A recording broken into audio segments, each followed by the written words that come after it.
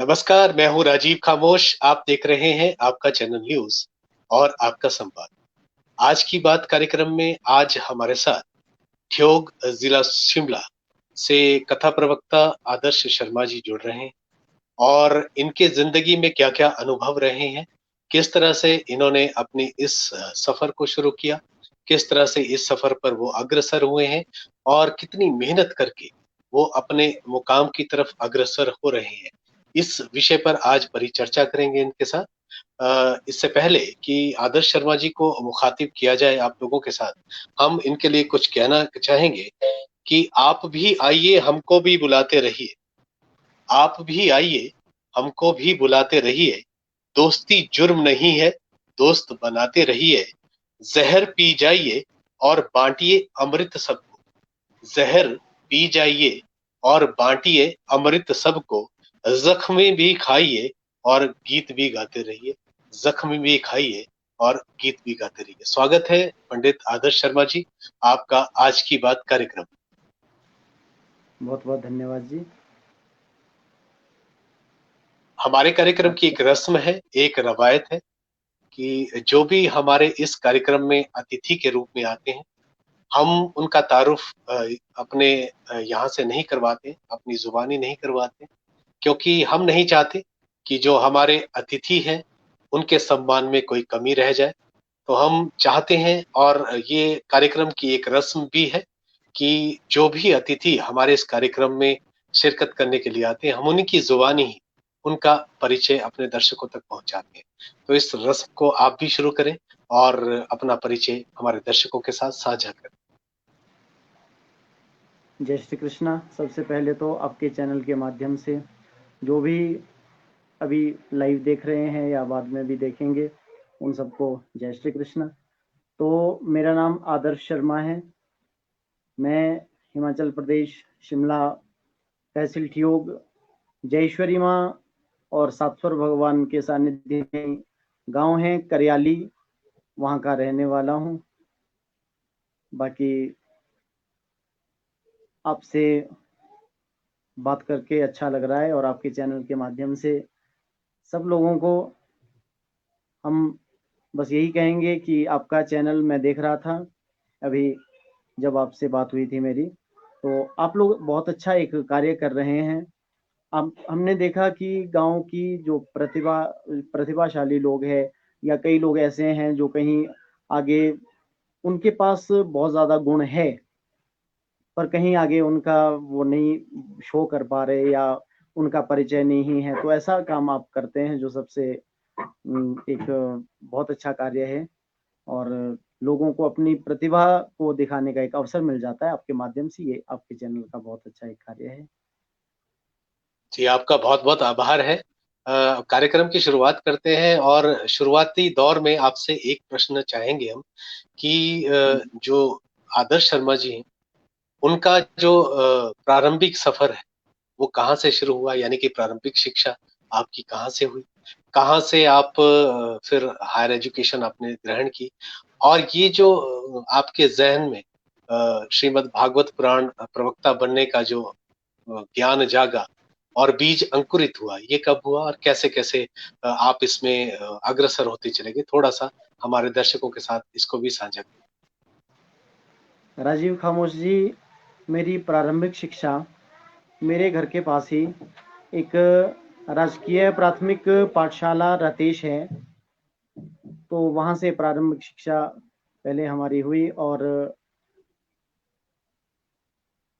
Government senior secondary school धरीच, वहाँ से higher शिक्षा। बाकी जो भागवत कथा का है, ये मेरा जो परिवार है, हमारा पारिवारिक कुछ ऐसा पहले से ही इस तरह का हमारे परिवार में सब ये रहा कि परिवार के सभी लोग, मेरे पिताजी, मेरे जो चाचू जी हैं, तो सब शास्त्री रहे और संस्कृत से जुड़ाव सबका रहा, धर्म से जुड़ाव रहा, हमारे ग्रंथों से, हमारे पुराणों से जुड़ाव रहा। तो परिवार का एक संस्कार मुझे मिला और परिवार के संस्कार से ही ये जो संस्कार का बीज बचपन में मेरे माता-पिता, मेरे चाचा जी, चाची जी, मेरे दादाजी, दादी जी, पूर्वजों ने जो संस्कार का बीज मुझ में बोया था, वही प्रस्फुटित होकर पौधा बन गया और आज आपके सामने बात कर रहा हूँ मैं। और हर जगह हमें अपने शिमला में, हिमाचल प्रदेश में, अन्य राज्यों में भी जाने का अवसर मिलता है।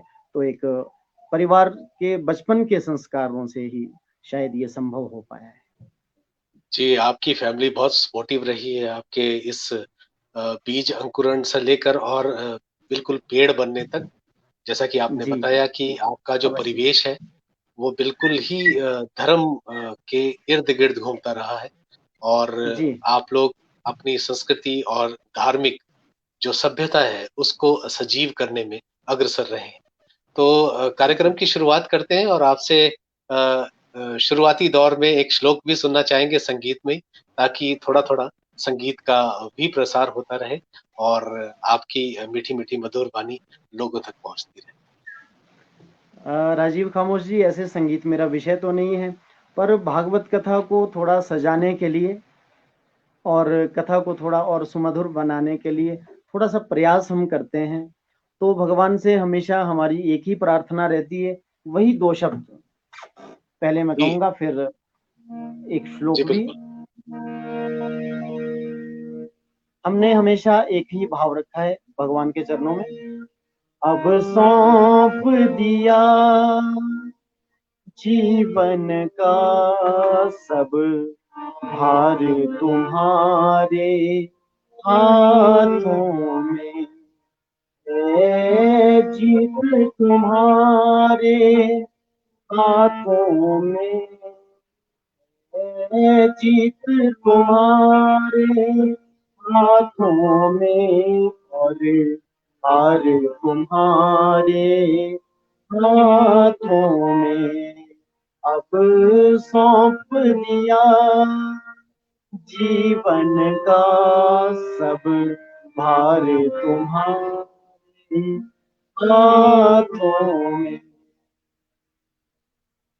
अब छोड़ दिया जन्माद्यस्य इसमें। जी यतोऽन्वयादितरतश्चार्थेष्वभिज्ञः स्वराट् तेने ब्रह्महृदाय आदिकवये मुह्यन्ति यत्सूरयः तेजो वारिमृदां यथा विनिमयो यत्र त्रिसर्गो मृषा धाम्ना स्वेन सदा निरस्तकुहकं सत्यं परं धीमहि। खामोश जी, ये श्रीमद् भागवत पहले स्कंद के पहले अध्याय का पहला श्लोक है, जहां से भगवान वेदव्यास जी ने श्रीमद् भागवत को प्रारंभ किया। जन्माद्यस्य यतोऽन्वयादि तरतश्चार्थेष्वभिज्ञः स्वराट्। इस ग्रंथ को, श्रीमद् भागवत को शुरू किया गया वेदांत दर्शन के द्वितीय सूत्र से, जन्माद्यस्य यतः। वेदांत का पहला सूत्र है अथातो ब्रह्म जिज्ञासा, और वेदांत का दूसरा सूत्र है जन्माद्यस्य यतः। वहीं से ये श्लोक मैंने आपसे कहा है।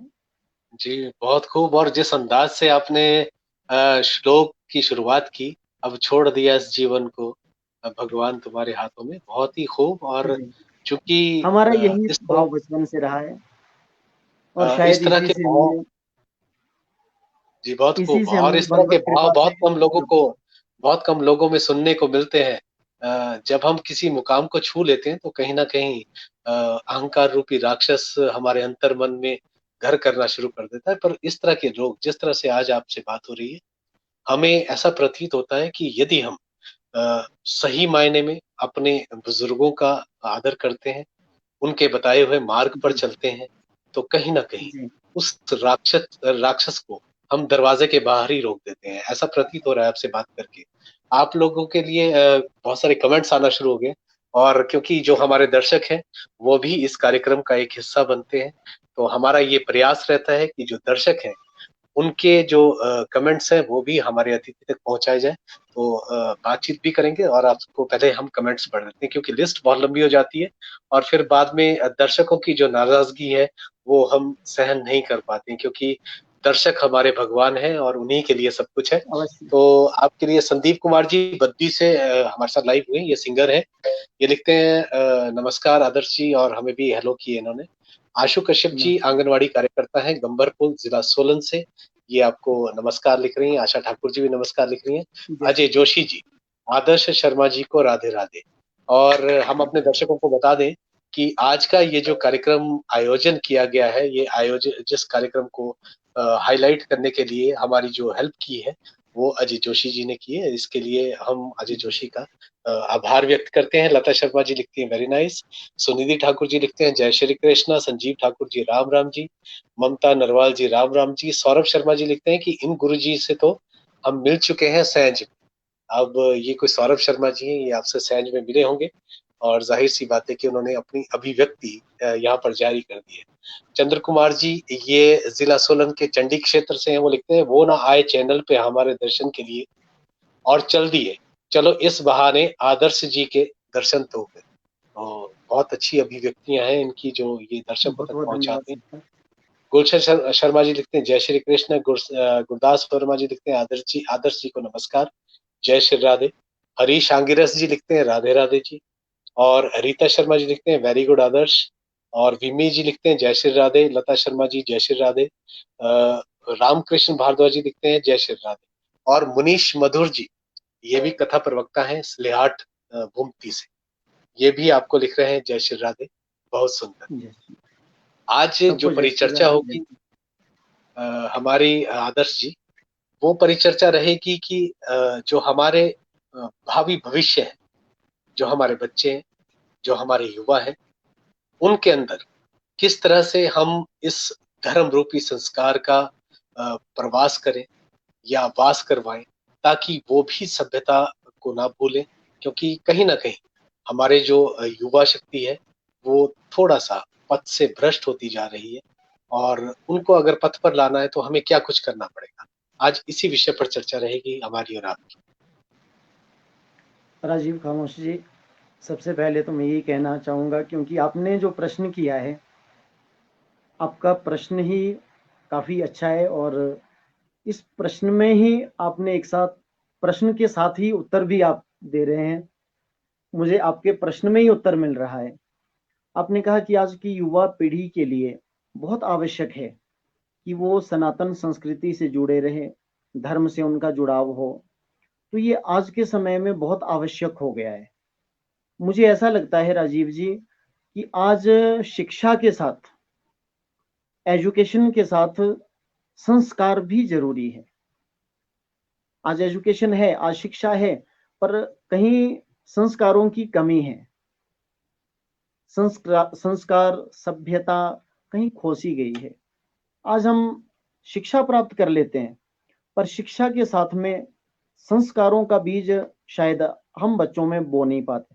तो बच्चों को शिक्षा तो देनी चाहिए, क्योंकि हमारे शास्त्र कहते हैं कि माता शत्रु पिता बैरी ये न बालो न पाठिता ना शोभते सभा मध्य हंस मध्य बको यथा। बोले वो माँ अपने बच्चे की शत्रु है और वो पिता अपने बच्चे का बैरी है। कौन? जो अपने बच्चों को उचित शिक्षा प्रदान करने का प्रयास नहीं करता। तो शिक्षा बहुत आवश्यक है, लेकिन शिक्षा के साथ में संस्कृति की, शिक्षा के साथ में सभ्यता की, शिक्षा के साथ में संस्कारों की कहीं ज्यादा आवश्यकता है। तो जैसा कि आपने प्रश्न किया कि संस्कारों के लिए, सभ्यता के लिए, इसके लिए क्या आवश्यक है, तो मुझे ऐसा लगता है राजीव जी कि आज हमारे बच्चे जब छोटे होते हैं तो हमें प्रयास करना चाहिए कि 3-4 वर्ष की आयु से ही हम बच्चों में संस्कारों का बीज, बुजुर्ग हो जाएंगे, हम बूढ़े हो जाएंगे, तो वही संस्कार कहीं हमारी सहायता करेंगे, वही संस्कार फिर उन बच्चों के हमारे काम आएंगे। इसलिए संस्कार बहुत आवश्यक है। संस्कारों का बीज बोना बच्चों में बहुत ज्यादा जरूरी है, ये काफी ज्यादा आवश्यक है। और इसके लिए बचपन से ही प्रयास हमें करना चाहिए, क्योंकि एक मुझे श्लोक याद आ रहा है, तो उसका सीधा सा भाव ये है कि लालयेत पंचवर्षाणि 10 वर्षाणि तु ताड़येत प्राप्त्येतु षोडशे वर्षे पुत्रम मित्र वदाचरेत। कुछ लोग ये भी समझते हैं पहले बचपन में 5 वर्ष तक, फिर हमारा बच्चा 10 साल का हो गया, 12, 13, 14 साल का हो गया, हम क्या करेंगे, हम उसको लाड प्यार में रखेंगे। बिल्कुल लाड प्यार में रखेंगे उसको। कुछ भी अगर परिवार का कोई सदस्य डांट रहा है, कोई रोक रहा है, समझा रहा है, तो नहीं, हमें वो बुरा लगेगा। हम क्या करेंगे, जब हमारा बच्चा 17, 18, 20, 22 साल का या 25 साल का हो गया, फिर हमें लगेगा कि अब ये इस योग्य हो गया शायद कि अब इसको संस्कार हम दें, लेकिन फिर वो संभव नहीं है, क्योंकि हमारे शास्त्र कहते हैं कि 5 वर्ष तक बच्चे का खूब लालन पालन करो, उसकी परवरिश में, उसके लालन पालन में कोई कमी मत छोड़ो, जितना हो सके ज्यादा से ज्यादा लाड प्यार उसको दो। लेकिन 10 वर्ष, फिर उसके बाद जो 10 साल है, 5 से 15 के बीच में, उसमें हमें बच्चे को समझाना है, बुरे काम से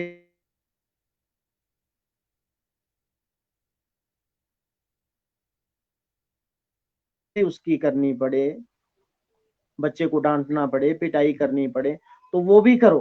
पर ये बात हमें कभी भी नहीं भूलनी चाहिए, हमारा बेटा या बेटी जब 16-17 पार कर गए, अगर बचपन से हमने उनमें संस्कारों का बीज नहीं बोया, तो ये स्मरण रहना चाहिए कि 16-17 के बाद फिर उनकी समझ में हमारी बात आने वाली नहीं है।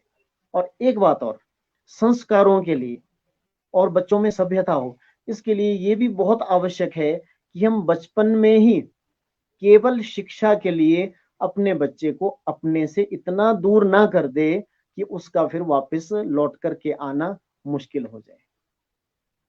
जी, बहुत ही उम्दा तरीके से आपने इसके उत्तर को पूरी तरह से व्याख्या कर दी। और अगर माता-पिता कोई देख रहे हैं इस चैनल को, ज़ाहिर-सी बात है कि सभी माता-पिता हैं, लेकिन यंगस्टर्स भी देख रहे होते हैं। और हमारा ये निवेदन रहेगा माता-पिता से कि आज के जो पाश्चात्यता का जो युग है, हम लोग चकाचौंध की ज़िंदगी में जी रहे हैं। बच्चों को जी बचपन से नाना-नानी, दादा-दादी की कथाएँ ना सुनाकर, वो हम मोबाइल उनके हाथों में पकड़ा देते हैं, या टीवी के सामने बच्चे को लोरी रूपी जो गीत हम टीवी से सुनवा देते हैं, तो उससे भी कहीं न कहीं जो हमारे बच्चे हैं, उनके अंदर वही बीज अंकुरित हो रहा है। और ज़ाहिर-सी बात है कि जैसा आप परिवेश में रहेंगे, उस तरह का आचरण आपका बन जाएगा। बहुत सुंदर ढंग से आपने इसका उत्तर दिया, और उम्मीद करते हैं कि जो लोग देख रहे हैं, वो संतुष्ट हुए होंगे इस प्रश्न को लेकर। अब बीच में चूँकि हमारे इस कार्यक्रम में बीच-बीच में हमारा एक संगीत का भी सेशन चलता रहता है, पर आज हम आपको बाध्य नहीं करेंगे। अगर आपका मन करे और आप कुछ सुनाना चाहें, तो आप बिल्कुल स्वतंत्र रहेंगे, क्योंकि ये जो सेशन है, ये आप ये मान के ना चलिए कि हम इसमें लाइव इंटरव्यू कर रहे हैं। हम इस तरह का माहौल क्रिएट कर देते हैं कि बिल्कुल ऐसा लगे कि हम पारिवारिक परिवेश में बैठे हैं और अपने परिवार वालों के सामने हम सारा काम कर रहे हैं। तो बिल्कुल स्वतंत्र रहेंगे। अगर आप कोई भजन सुनाना चाहते हैं, कोई हमें अच्छी चीज़ सुनाना चाहते हैं, तो आप बिल्कुल स्वतंत्र हैं।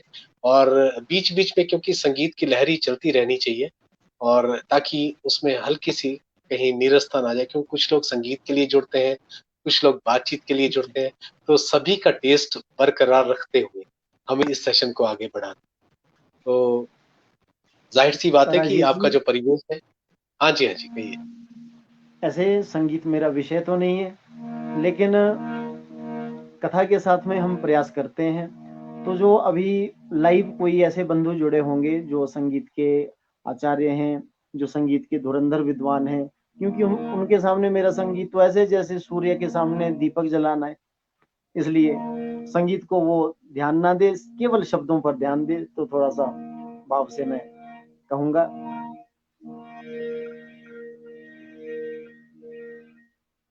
अरे बाबा, ये वो घर है जो एक दिन छोड़ जाना है। अरे बाबा, ये वो घर है जो एक दिन छोड़ जाना है। भजन कर राम का बंदे, अगर मुक्ति को पाना है। भजन कर राम का बंदे, अगर मुक्ति को पाना है। अरे बाबा, ये वो घर है जो एक दिन छोड़ जाना है। मेरे भागवत कथा के जो दीक्षा गुरु, देखो राजीव जी, भागवत कथा की दीक्षा मैंने मेरे पूजनीय नाना जी स्वर्गीय श्री गंगाराम शास्त्री जी से ली। और भागवत कथा के शिक्षा गुरु मेरे ब्रह्मलीन श्री लेखराम शास्त्री विद्यालंकार जी, उनसे भागवत की शिक्षा और उनसे ही संस्कृत व्याकरण इत्यादि का सब ज्ञान हमने प्राप्त किया। तो जो ये पंक्तियां मैंने अभी कही, अरे बाबा ये वो घर है जो एक दिन छोड़ जाना है, भजन कर राम का बंदे अगर मुक्ति को पाना है। तो इसमें जो पहली वाली पंक्ति है, अरे बाबा ये वो घर है जो एक दिन छोड़ जाना है, इसके माध्यम से जो भी श्रोता है, जो सुन रहे हैं, जो भी देख रहे हैं, बस इतना सा संदेश में, एक साधारण सा संदेश इतना सा पहुंचाना चाहता हूँ। यहाँ ये जीवन जो है हमारा, ये एक बड़ी प्यारी पंक्ति है, क्षण भंगुर जीवन की कलिका, कल प्रातः को जाने खिले न खिले, मलयाचल की शुचि शीतल मंद, सुगंध शमीर मिले न। कलिकाल कुठार लिए फिरता, तन नम्र है चोट झिले न झिले। बड़ी प्यारी बात है। ये हमारा जीवन क्षण भंगुर है। श्रीमद् भागवत 7वें स्कंध में प्रहलाद जी अपने राक्षस मित्रों से कहते हैं, जो उनके मित्र थे, जो दैत्य बालक थे, उनसे प्रहलाद जी कहते हैं कि हे मित्रों, कौमार आचरित प्राज्ञो धर्मान भागवतानि, कि हे मित्रों, बचपन से ही भागवत धर्म का पालन करना शुरू कर दो। और भागवत धर्म, राजीव जी, केवल ये नहीं है कि हम धूप बत्ती करें, हम पूजा पाठ करें, हम माला लेकर के बैठे रहें, केवल ये नहीं। तो इसको हम बाद में फिर विस्तार से कहेंगे, अभी केवल इतना कहना चाहूंगा जो मेरा कहने का भाव है। तो वहां प्रहलाद जी कहते हैं कि कौमार आचरित प्राज्ञो धर्मान भागवतानि, क्योंकि दुर्लभम मानुषम जन्म, ये मनुष्य जन्म बहुत अधिक दुर्लभ है। और कैसा है, तदप्य ध्रुवम अर्थदम, और दुर्लभ होने के साथ साथ अध्रुव है, इसका ठिकाना कोई नहीं। जैसे पानी में बुलबुला उठता है ना जी, पानी में कोई बुलबुला उठेगा, अब आप ये नहीं कह सकते कि ये बुलबुला कब तक रहेगा, कभी भी फूट सकता है, वो 1 सेकंड में भी फूट सकता है, रहे तो 10 मिनट भी रह सकता है। ऐसे ही हमारा ये मनुष्य जन्म भी है। तो मैंने जो पहले पंक्तियां कही थी, अरे बाबा ये वो घर है जो एक दिन छोड़ जाना है, ये वो घर है जो एक दिन हमने छोड़ जाना है, ये जो शरीर है ये एक दिन हमने छोड़ जाना है।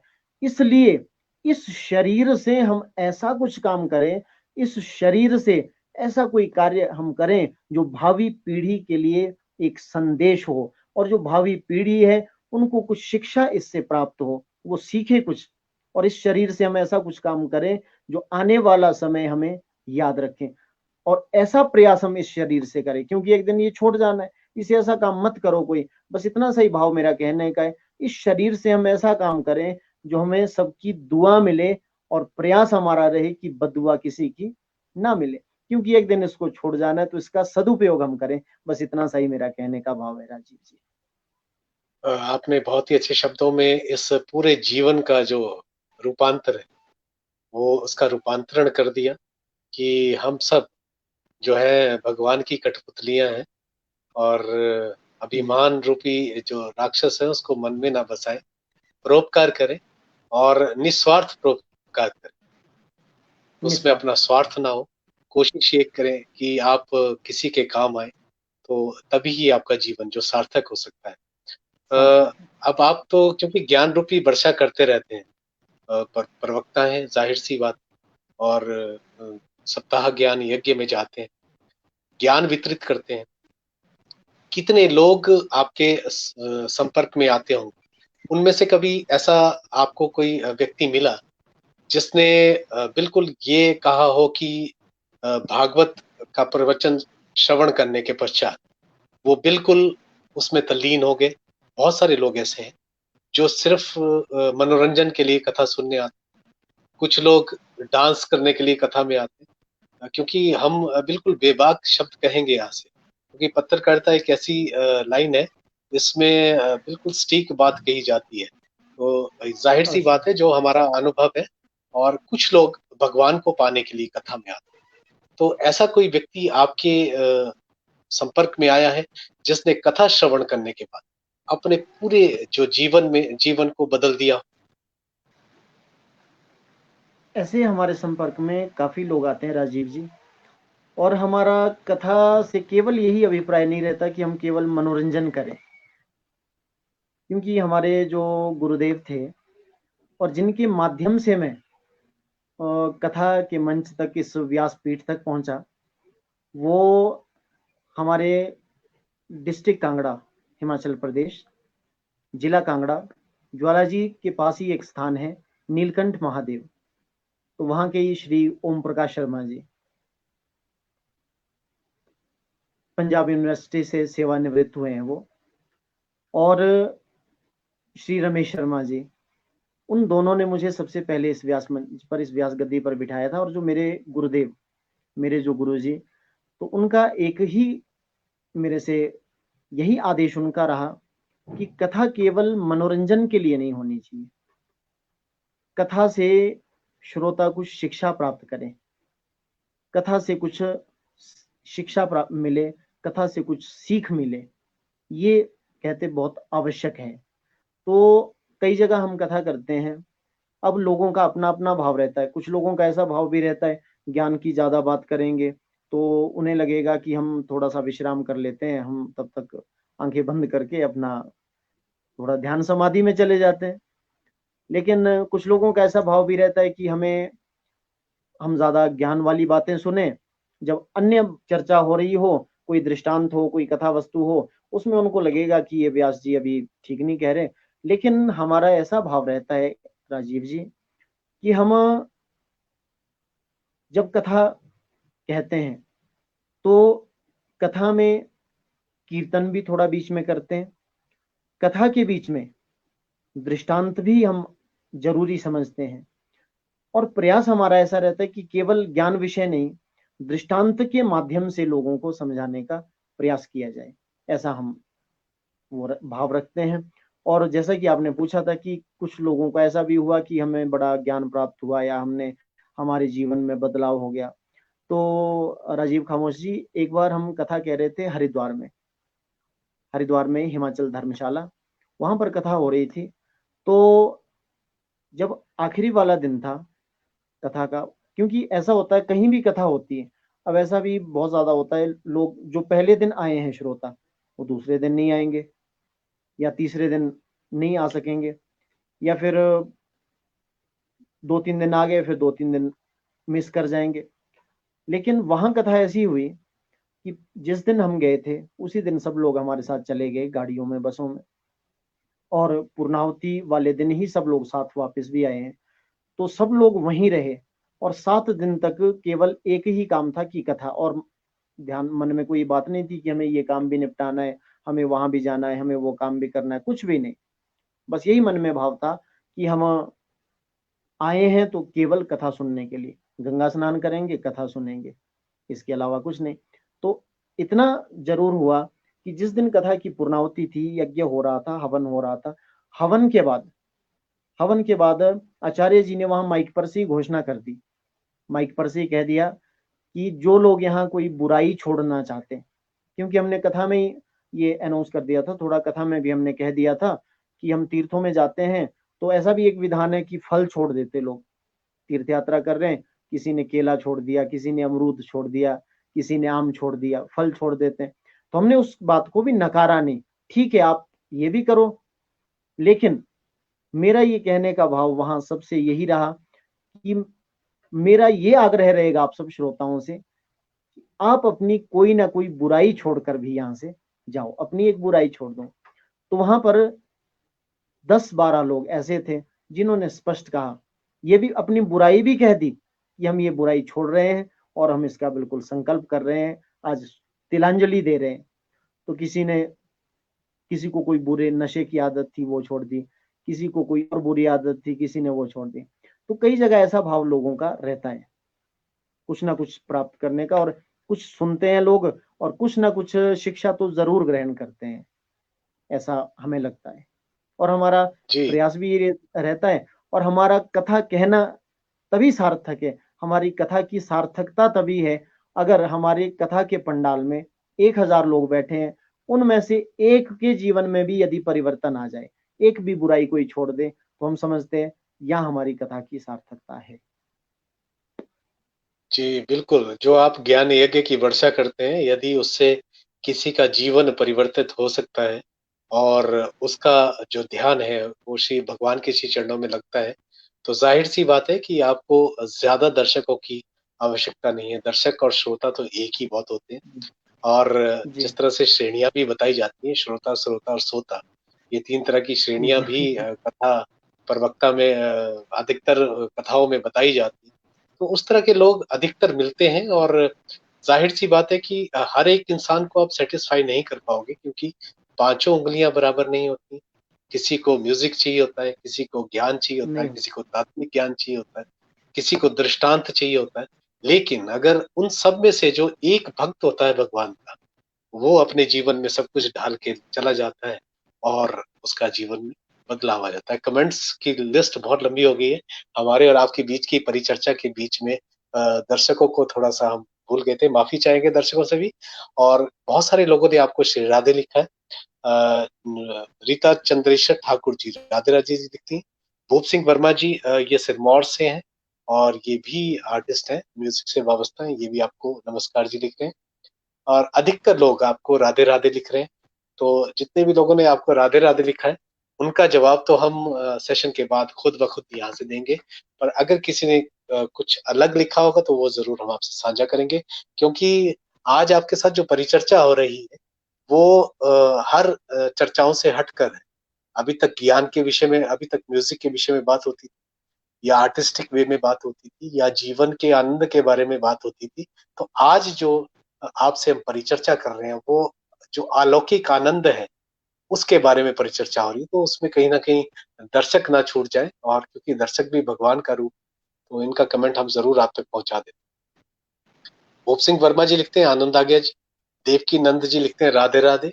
हीरादत्त शर्मा जी लिखते हैं आचार्य जी को नमन। आचार्य जी से प्रश्न है, मेरे मन में प्रश्न चिन्ह सकता है कि वास्तव में आज नैतिक मूल्यों का विशेषकर हमारे युवा पीढ़ी में निरंतर पतन हो रहा है। जी इस विषय में वैसे हम और आदर्श जी बात कर चुके हैं, पर फिर भी आपका प्रश्न हम पढ़ रहे हैं और उन तक पहुंचा रहे हैं। नैतिक मूल्य संस्कार में होते हैं या शिक्षा? यह प्रश्न मन में संशय पैदा करता है। इस विषय वस्तु पर आचार्य जी प्रकाश डालकर हमें कृतार्थ करें और हमें मार्गदर्शन करें। जी इनकी बात का जवाब पहले दे दीजिए आप, उसके पश्चात ही हम अगली बात को शुरू करेंगे। तो सबसे पहले इनको जय श्री कृष्ण। और बाद में जो मेरा मुझे लगता है, तो मुझे यही लगता है कि नैतिक मूल्यों का जो पतन हो रहा है, इसके लिए जैसा कि इन्होंने प्रश्न किया, शिक्षा जरूरी है या फिर संस्कार। देखो, शिक्षा का अपना एक स्थान है, लेकिन शिक्षा जो है, वो शिक्षा के साथ सभ्यता का और संस्कारों का होना भी जरूरी है। इन दोनों का समन्वय होना चाहिए। शिक्षा के साथ संस्कार जरूरी है, लेकिन शिक्षा कैसी, विद्या कैसी होनी चाहिए? विद्या ददाति विनयम। आज हम लोगों ने शिक्षा को भी थोड़ा सा हम समझ नहीं पाते। हम लोग ये भी समझते हैं कि केवल शिक्षा, क्योंकि शिक्षा को हमने थोड़ा सा इसका स्वरूप समझने में हम लोग भूल कर देते हैं। और बस मैं इतना कहना चाहूंगा, क्यों जो वास्तविक शिक्षा है, जो शिक्षा, वास्तविक शिक्षा जो है उसे हम विद्या कहते हैं। तो एक मुझे बात याद आ रही है कि विद्या ददाति विनयम। अगर वास्तव में वो विद्या है, तो विद्या से हमें विनम्रता मिलनी चाहिए। और विनयाद्याति पात्रता, जो विनम्रता प्रदान करे वही वास्तव में विद्या है। और विद्या ददाति विनयम, विनयाद्याति पात्रता। तो इतना ही कहूंगा पूरा श्लोक का, क्योंकि यहाँ कोई आवश्यकता नहीं है। तो मेरा कहने का बस इतना सा भाव है कि अगर वास्तव में वो सच्ची शिक्षा है और संस्कारों से घुली हुई शिक्षा है, उसमें संस्कारों की मिश्री घुली हुई उस शिक्षा में है, तो वही शिक्षा विद्या है। और वही विद्या से नैतिक मूल्यों का पतन होने से रुक सकता है, अगर ऐसी विद्या हम बच्चों को प्रदान करें और हम ऐसी विद्या ग्रहण करें। बहुत सुंदर भाव में आपने उनके प्रश्न का उत्तर दे दिया। और जो हमारे जहन में आपके उत्तर को सुनकर जो चित्रण हुआ है वो भी हम आपसे बखान करते हैं, क्योंकि गुरु एक कुम्हार की तरह होता है और मिट्टी की तरह होता है शिष्य, उस कच्ची मिट्टी की तरह। वो चाहे तो उसको किसी भी आकार में ढाल सकता है, क्योंकि उसके पास इतनी सक्षमता है। जब वो सांचे पर मिट्टी को रखता है और उस चक्र को घुमाता है, तो वो किसी भी रूप में अपने शिष्य को परिवर्तित कर सकता है। ये डिपेंड करता है गुरु किस दिशा में ले जाना चाहता है अपने शिष्यों को। और आपने बहुत अच्छी बात कही कि आजकल हम लोग शिक्षा को समझने में कहीं ना कहीं जरूर भूल करते हैं। उसमें संस्कारों को हम लोग दरकिनार कर देते हैं। सिर्फ पढ़ाई पढ़ाई को, यानी कि जो डिग्रीज है उन पर हम जी ज्यादा तवज्जो देते हैं। और यही कारण है जो हमारे सनातन धर्म को कहीं ना कहीं तवज्जो नहीं मिल पाती है। लेकिन आज के युग में फिर भी हम लोग जागरूक हो रहे हैं और सनातन की तरफ लोगों का रुझान बढ़ रहा है। आप तो क्योंकि बाहर घूमते रहते हैं, लेकिन जो हमारे दर्शक ग्रामीण क्षेत्र के हैं, हम उनको ये भी बता देते हैं कि जो बाहर के लोग हैं, अगर आप वृंदावन जाएं तो वहाँ इस्कॉन मंदिर है। वहां पर जाकर आपको बिल्कुल जीवंत मिल जाएगा कि किस तरह से बाहर के लोगों ने हमारी संस्कृति को अडॉप्ट किया है, और कितने तन्मय होकर, कितनी कंसंट्रेशन से वो लोग भगवान के नाम में तल्लीन होते हैं, जबकि हम लोग इतना नहीं कर पाते हैं। तो ये एक उदाहरण है, और हमें अपनी संस्कृति को बचाकर भी रखना है, उसे संजोना भी है, उसको विकसित भी करना है। और आप जैसे अगर लोग उसमें सहयोग करते हैं तो बहुत आगे हम अपनी संस्कृति को ले जा सकते हैं। क्योंकि जिस तरह से आपने अभी तक हम लोगों के साथ परिचर्चा में जो विचार व्यक्त किए हैं, उससे ऐसा प्रतीत होता है कि अगर आपके सानिध्य में जो कोई भी आएगा, जाहिर सी बात है कि अगर वो 100% अपने आप को नहीं बदल सकता है, तो एटलीस्ट 50% तो वो बदल ही जाएगा।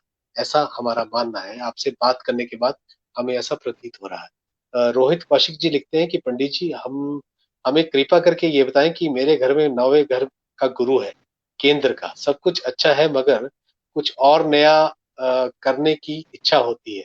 प्रयास करता हूँ मन को काबू करूं, मगर चंचल मन मानता नहीं।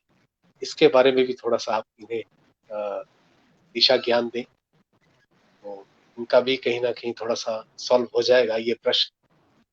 तो रोहित जी से तो मैं बस यही कहना चाहूँगा, सबसे पहले रोहित जी को जय श्री कृष्ण।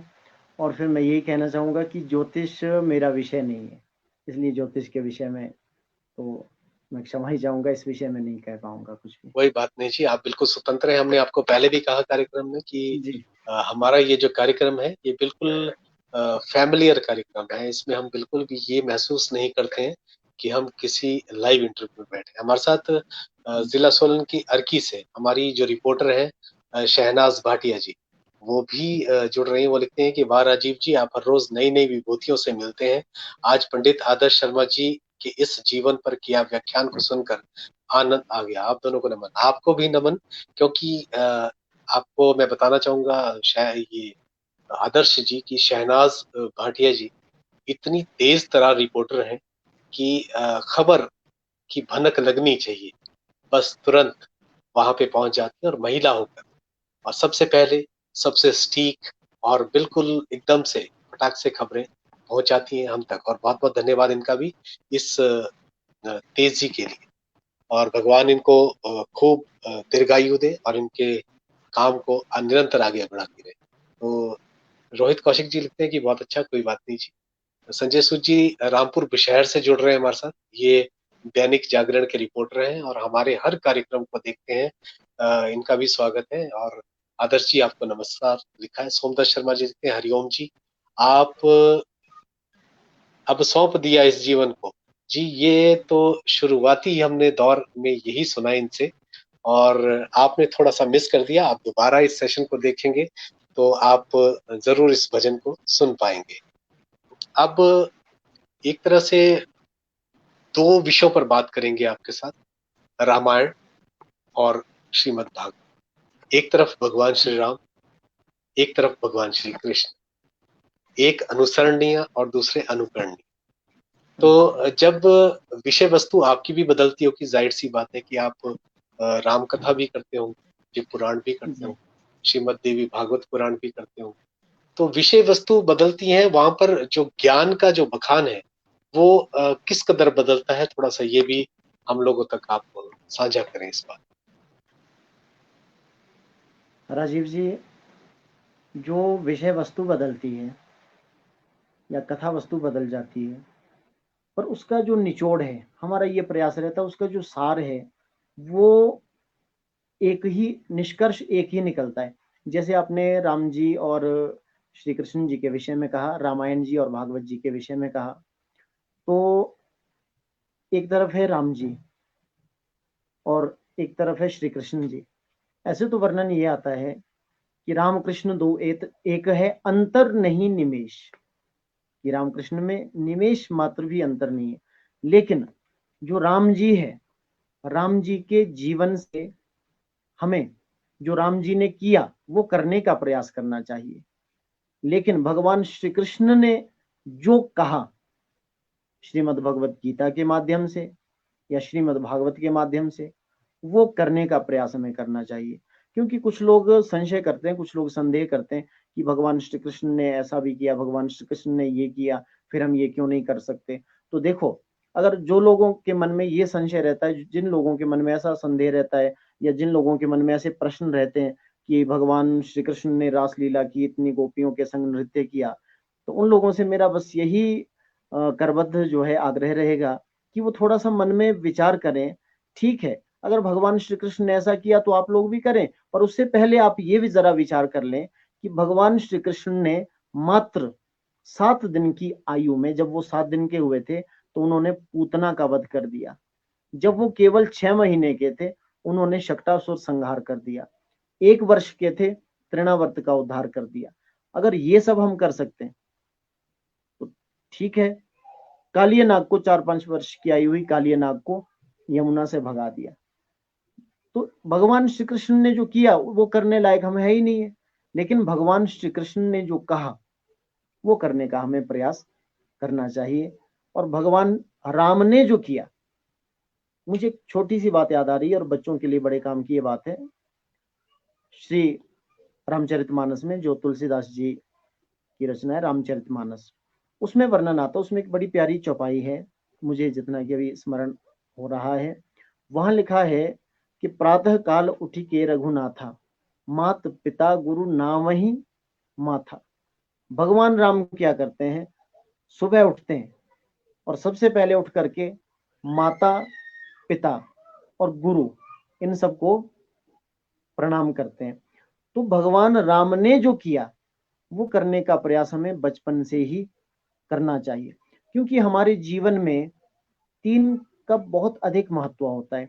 एक हमारी माँ, दूसरे हमारे पिता और तीसरे हमारे गुरु।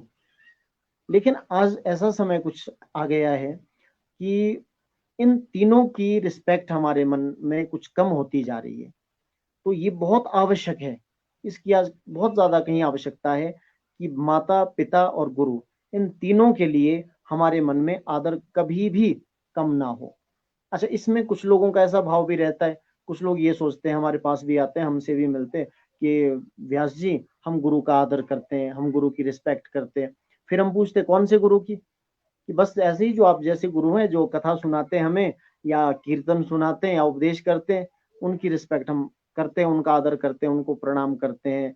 कभी उनके बारे में बुरा कहते नहीं, सुनते तो कभी भी नहीं, और बुरा कहते भी नहीं है, सुनते भी नहीं है।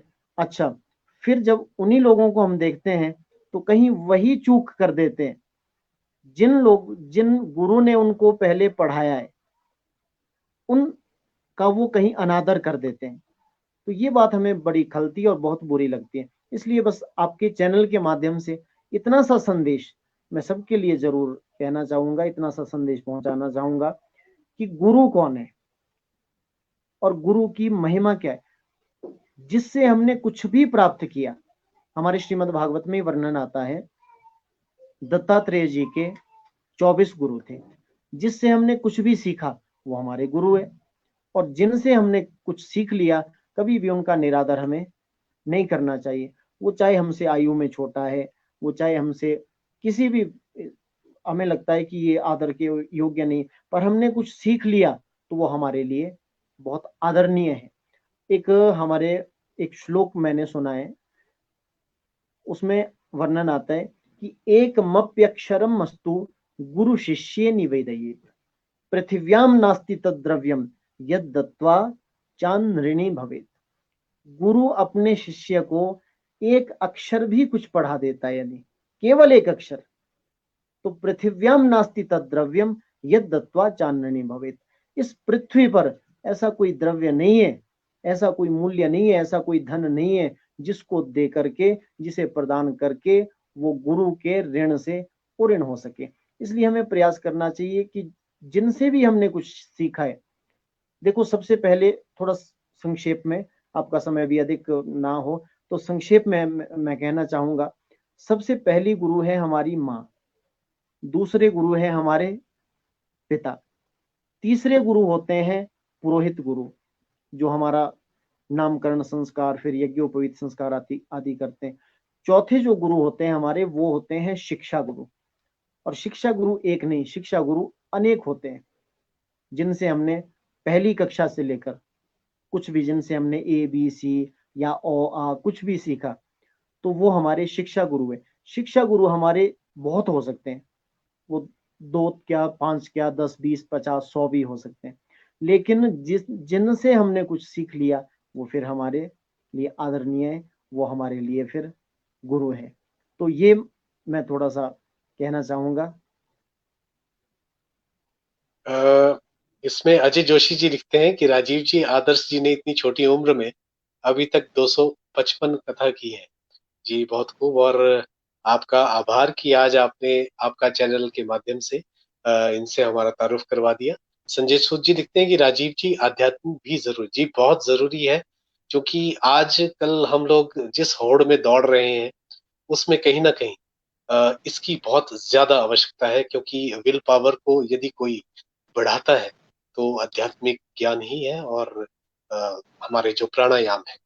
जगू राबता जी लिखते हैं कि हमें खुशी है राजीव जी कि आप बहुत अच्छा प्रोग्राम चला। जी बहुत बहुत आभार आपका, आप बेंगलोर से हमारे साथ जुड़े हैं।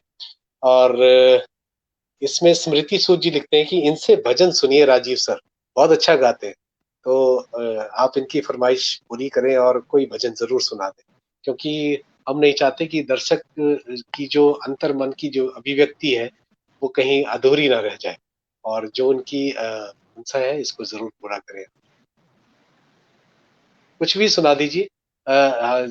इसमें आपको हम बिल्कुल बता देंगे कि इसमें संगीत, जैसे आपने कहा कि आप संगीत के ज्ञाता नहीं है, और बहुत सारे लोग संगीत के ज्ञाता सुन रहे हैं, तो जो संगीत के ज्ञाता भी है, हमारा उनसे ये भी निवेदन रहेगा कि हम सब सीखने वाले हैं, और अगर कहीं से सीखने को मिल रहा है तो सीख लीजिए, क्या फर्क पड़ता है। तो प्लीज आप सुनाए जरा।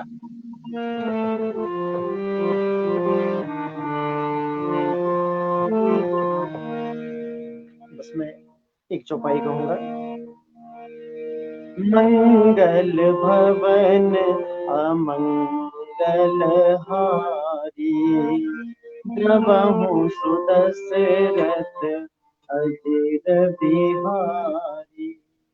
प्रात काल उठी के रघुनाथा, मात पिता गुरु नामे माथा। धर्म न दूसर सत्य समाना, धर्म न दूसर सत्य समाना। आगम निगम पुराण, आगम निगम पुराण अखाना। वही हमारी पहले वाली बात अधूरी रहेगी गई थी, श्री राम जी और श्री कृष्ण जी के विषय में। माता पिता गुरु नाम ही माँ था, क्योंकि कई बार ऐसा होता है हम बात अधूरे में छोड़ देते हैं। कुछ श्रोता, कुछ दर्शक ये भी सोच रहे होंगे कि ये व्यास जी ने बात पूरी नहीं की, जो हमारी गुरु वाली बात चल रही थी। तो राम जी माता पिता गुरु सबका आदर करते हैं, सबको प्रणाम करते हैं। तो सब यही चौपाई कहने का मैंने अभी प्रयास किया। तो मेरा कहने का केवल इतना सा तात्पर्य है, भगवान श्री राम, इन्होंने जो अपने जीवन में किया वो हम करने का प्रयास करें। और रामचरितमानस में तो बस जो दर्शक है, दर्शकों से इतना ही आग्रह करना चाहूंगा, एक बार रामचरितमानस का जरूर अध्ययन करें, एक बार जरूर चौपाई पढ़ें। और सबसे बड़ी बात ये विशेषता ये है रामचरितमानस की, अब श्रीमद् भागवत थोड़ा सा जिन्हें संस्कृत का ज्ञान नहीं है उनको श्लोक समझने में मुश्किल होगी, लेकिन हिंदी में भी भावार्थ होता है साथ में, वो आप पढ़ सकते हैं।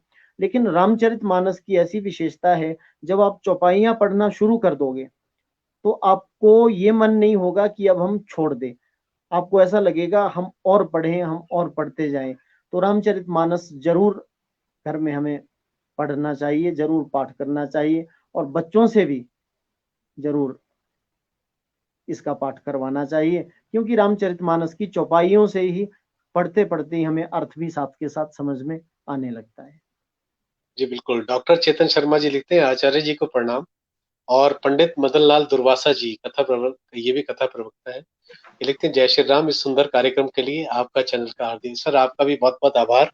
और स्मृति सूद जी, आपका भजन इन्होंने सुना दिया, चाहे चौपाई सुनाई, पर इन्होंने आपकी जो आपने अभिव्यक्ति की थी अपने संदेश के माध्यम से, उसको पूरा किया है। जग्गू रापटा जी, आपका सवाल का जवाब भी आपको मिल गया होगा कि आज की युवा पीढ़ी के लिए आपका क्या संदेश है। जी बिल्कुल यही संदेश है कि माता पिता का आदर करें, और जिनसे भी कुछ आप ग्रैब करते हैं, सीखते हैं, उनका आदर भी करें। और आजकल ज्यादातर ये देखने में आता है कि माता पिता का अनादर तो हम लोग करते ही हैं, साथ में जो हमारी गौ माता है और उन पे भी अत्याचार हम लोग करते हैं। तो कहीं ना कहीं हमें उन चीजों को भी ध्यान में रखकर चलना है कि जब तक हम गाय का दूध पीते हैं तब तक वो हमारी माता हम उसे कहते हैं, लेकिन फिर हम भूल जाते हैं क्योंकि प्राणी है कलयुग के, और उसे बाहर छोड़ देते हैं, फिर वो हमारी माता नहीं रहती। तो थोड़ा सा ये भी जहन में रखिए कि अगर आपने गौ माता को अपने घर में पाला है तो उसका पालन पोषण करें। ये पहले भी हमने बातचीत की थी कि कोई भी अगर आप काम करते हैं तो उसको निस्वार्थ भाव से करें। आप ये मान के मत चलिए कि गाय अगर दूध देगी तभी हम उसको पालेंगे, तो इस तरह का भाव था आपका। और लता वर्मा जी लिखती हैं कि बहुत अच्छे वक्ता हैं, इनकी वाणी में बहुत आकर्षण है, छोटी सी उम्र में ये बहुत सी कथाएं कर चुके हैं। जी बिल्कुल, मालूम पड़ रहा है इनसे बातचीत करके। धर्मेंद्र शर्मा जी बातल से हैं, ये लिखते हैं, आदर्श जी को राधे राधे, आपकी बातें अनुसरणीय है, बहुत आनंद आ रहा है आपको सुनकर। ज्योति ठाकुर जी हरिओम जी लिखते हैं, राधा शरण जी महाराज वृंदावन से जुड़े हमारे साथ, और ये भी आपको राधे राधे लिख रहे हैं। जिला शिमला के संगीत के गुरु तुल्य, जिनको अधिकतर लोग संगीत का अनुसरण करके उनकी राह पर चलते हैं, वो भी हमारे साथ इस कार्यक्रम में शिरकत कर रहे हैं। रमेश चंद्र जी, ये तारा देवी से है, और ये भी लिखे, जय श्री कृष्णा, संगीत में भी कोई मोक्ष है क्या, इनका प्रश्न है। संगीत के विषय में एक ही बात मैं कहना चाहूँगा, क्योंकि जो हमने बात सुनी है गुरुजनों से, तो छोटी सी बात, क्योंकि इन्हें तो ये बात इन्होंने सुनी भी होगी, सब बच्चों को सिखाते भी होंगे, सबको सुनाते भी होंगे, लेकिन इनके माध्यम से और आपके चैनल के माध्यम से दर्शकों तक बस यही संदेश मैं पहुंचाना चाहूँगा कि संगीत है शक्ति ईश्वर की, हर सुर में बसे हैं राम, रागी जो सुनाए रागिनी, तो रोगी को मिले आराम। मैं बस इतना कहना चाहूँगा, क्योंकि ये बहुत हमारे वेदों में बहुत भी देखो, ये वेद भगवान ने पहले एक थे, लेकिन विभाजन हो गया, 4 वेद हो गए, ऋग्वेद, यजुर्वेद, सामवेद और अथर्ववेद। तो सामवेद जो है ये संगीत का ही भंडार है। और जैसा कि मैंने कहा, संगीत है शक्ति ईश्वर की, हर सुर में बसे हैं राम। संगीत तो एक योग है, कला के साथ में संगीत योग एक योग है, एक साधना है। और मैंने गुरुजनों से जहां तक सुना है, तो मुझे ऐसा लगता है संगीत के माध्यम से भी भगवान को प्राप्त किया जा सकता है, संगीत के माध्यम से भी मोक्ष की प्राप्ति हम कर सकते हैं, यदि हम संगीत को साधना बना लें, यदि हम संगीत को जी, एक योग बना ले, योग मान ले। जी बहुत बहुत खूब। रमेश चंद्र जी को उनका जवाब मिल गया होगा। वन चले राम रघुराई भजन हम सुनना चाहेंगे राजीव जी, अगर हो सके तो। जी हम बताते हैं इनको, अगर वो सुनाएंगे तो अच्छी बात है। अजय जोशी जी लिखते हैं कि राजीव भाई जी से सुनते हैं। जी हमें तो आप सुनते ही रहते हैं, और रोज हम आकर आप लोगों को कोई ना कोई बात कहते रहते हैं। और रही भजन की बात, तो अभी परसों हमारा एक ट्रैक आया है मार्केट में, तो आप उसको भी सुनिए। और अजय जी, आपके पास तो वो ट्रैक सबसे पहले पहुंच गया था, क्योंकि आपके साथ तो दिल के तार जुड़े हैं। अ, यश भारद्वाज जी लिखते हैं कि राधे राधे जी, आपको भी राधे राधे। भूप सिंह वर्मा जी सिरमौर से लिखते हैं कि आज की बात बहुत ही प्रेरणास्पद है, विशेषकर युवा पीढ़ी के लिए। आपके द्वारा प्रायोजित इस कार्यक्रम से अवश्य ही आज युवाओं को एक सभ्य और संस्कार युक्त जीवन जीने की दिशा मिलेगी। जी, प्रयास है।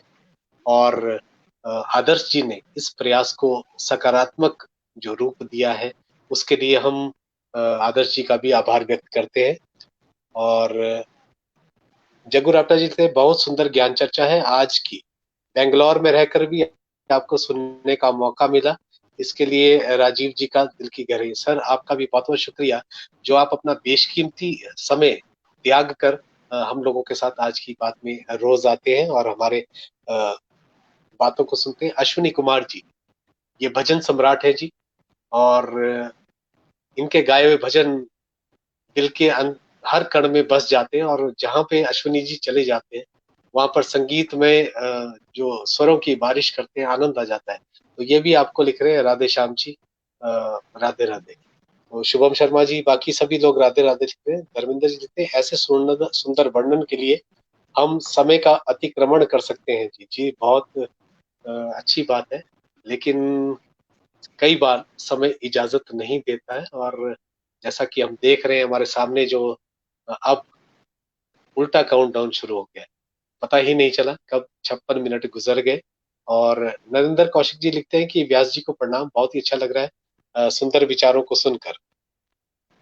बाकी सभी ने आपको, किसी ने I am proud of you लिखा है, किसी ने राधे राधे लिखा है। उन सभी के जवाब हम इस सेशन के बाद जरूर देंगे। और सुनिधि ठाकुर जी लिखते हैं, आचार्य जी बहुत खुशी हुई, मन तृप्त हो गया, लंबे समय के बाद आपकी आवाज सुनी, बहुत अच्छी बातें सुनने को मिली आपके माध्यम से। जग्गू राप्ता जी लिखते हैं कि हमने सुना है राजीव जी आप बहुत अच्छा गाते हैं, तो क्या थोड़ा बहुत सुना सकते हैं जी। ये आज के जो मेहमान हमारे हैं वो आदर्श जी हैं, और इनके सम्मान में हम इतनी गुस्ताखी नहीं करेंगे। अगर आपने हमें सुनना है तो हम आपको अपने भजन का लिंक जरूर भेज देंगे। और अभी जन्माष्टमी पर एक और हमारा ट्रैक आ रहा है, वो भी आप तक भिजवाने की कोशिश करेंगे, तो आप सुन सकते हैं। वैसे हम लाइव होते रहते हैं, आप वहां पे भी सुन सकते हैं, ऐसी बात नहीं। तो आदर्श जी, अब चलते चलते उन सभी लोगों के लिए जो इस क्षेत्र में आना चाहते हैं, या वो सपने देख रहे हैं कथा प्रवक्ता बनने, और कुछ लोग ऐसे भी होंगे जो अपनी पढ़ाई पूरी कर रहे होंगे, चाहे वो वृंदावन में पूरी कर रहे होंगे, चाहे किसी के सानिध्य में रह के पूरी कर रहे होंगे। उन लोगों के लिए आपके माध्यम से क्या संदेश है, कि किस तरह का अपना आचार विचार, और जब प्रयासरत होते हैं, हम किसी तरफ अग्रसर होते हैं, तो किस तरह से हमें अपने को उस जीवन में ढालकर चलना है, ताकि बिल्कुल जो हमारा जीवन है वो बिल्कुल बेदाग निकले।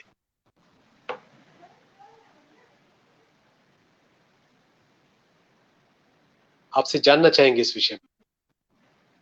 जी, जो इस क्षेत्र में आना चाहते हैं और इस क्षेत्र में जितना मेरा मैं ये तो नहीं कहता कि मुझे बहुत ज़्यादा अनुभव है, क्योंकि अभी ज़्यादा आयु भी नहीं है और समय भी बस यही।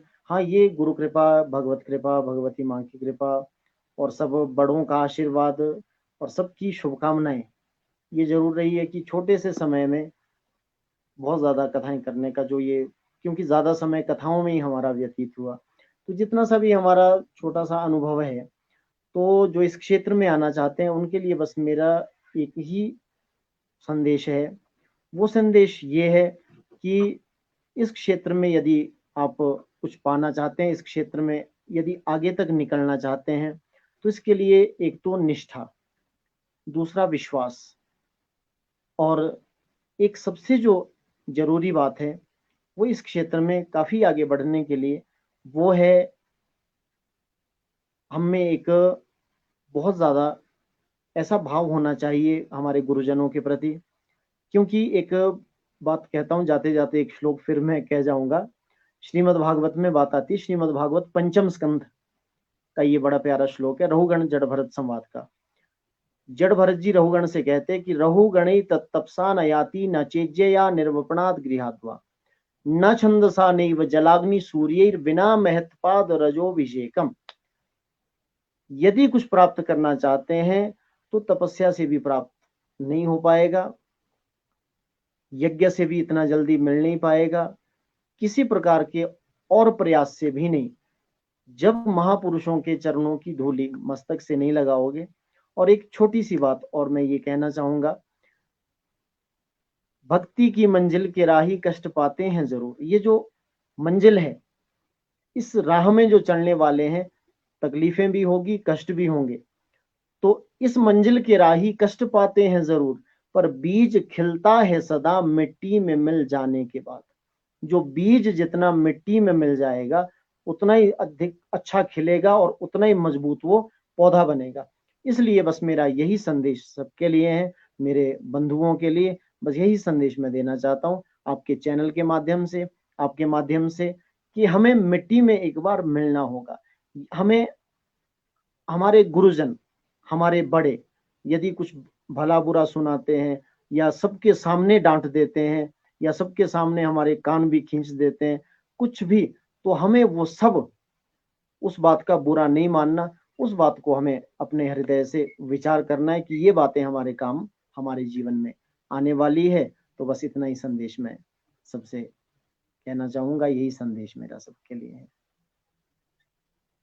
जी बहुत धन्यवाद आपका। और अपने दर्शकों से हम कहना चाहेंगे, यदि आपके आसपास भी कोई ऐसी प्रतिभा है जिसे कभी मंच ना मिला हो और वो अग्रसर है, मेहनत कर रहे हैं, तो जरूर आप उनको हमसे मिलवाइए। हमारा ये प्रयास रहेगा कि हम कोशिश करें कि उन्हें लोगों तक पहुंचाए। बाकी किस्मत और मेहनत उनकी रहेगी, हम सिर्फ प्रयास कर सकते हैं उनके लिए। तो चलते चलते अब आपका फिर से आभार व्यक्त करते हैं आदर्श जी कि आपने आज की बात कार्यक्रम में शिरकत करके इस कार्यक्रम को चार चांद लगाए। और उम्मीद करते हैं कि भविष्य में भी आपसे कभी इस तरह का सेशन होगा, और जरूर होगा।